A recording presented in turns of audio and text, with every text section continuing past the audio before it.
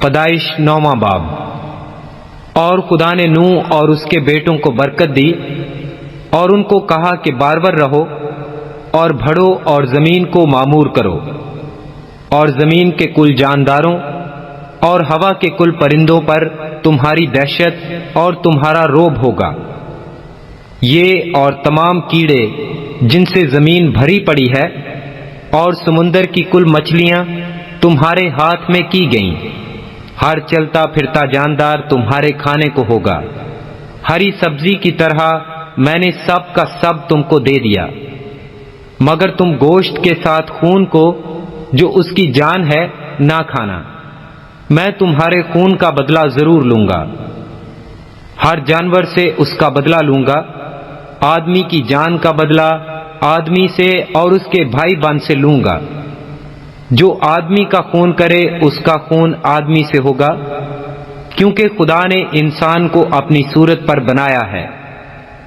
اور تم بارور رہو اور بڑھو اور زمین پر خوب اپنی نسل بڑھاؤ اور بہت زیادہ ہو جاؤ۔ اور خدا نے نوح اور اس کے بیٹوں سے کہا، دیکھو میں خود تم سے اور تمہارے بعد تمہاری نسل سے اور سب جانداروں سے جو تمہارے ساتھ ہیں، کیا پرندے، کیا چوپائے، کیا زمین کے جانور، یعنی زمین کے ان سب جانوروں کے بارے میں جو کشتی سے اترے عہد کرتا ہوں۔ میں اس عہد کو تمہارے ساتھ قائم کروں گا کہ سب جاندار طوفان کے پانی سے پھر ہلاک نہ ہوں گے، اور نہ کبھی زمین کو تباہ کرنے کے لیے پھر طوفان آئے گا۔ اور خدا نے کہا کہ جو عہد میں اپنے اور تمہارے درمیان اور سب جانداروں کے درمیان جو تمہارے ساتھ ہیں پشت در پشت ہمیشہ کے لیے کرتا ہوں، اس کا نشان یہ ہے کہ میں اپنی کمان کو بادل میں رکھتا ہوں، وہ میرے اور زمین کے درمیان عہد کا نشان ہوگی۔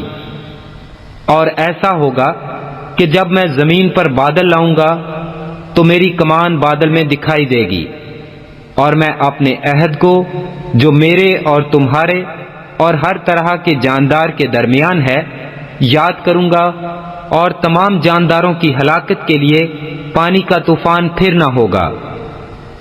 اور کمان بادل میں ہوگی اور میں اس پر نگاہ کروں گا تاکہ اس ابدی عہد کو یاد کروں جو خدا کے اور زمین کے سب طرح کے جاندار کے درمیان ہے۔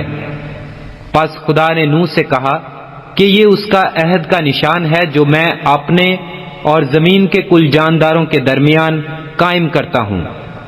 نوح کے بیٹے جو کشتی سے نکلے سم، حام اور یافت تھے، اور حام کینان کا باپ تھا۔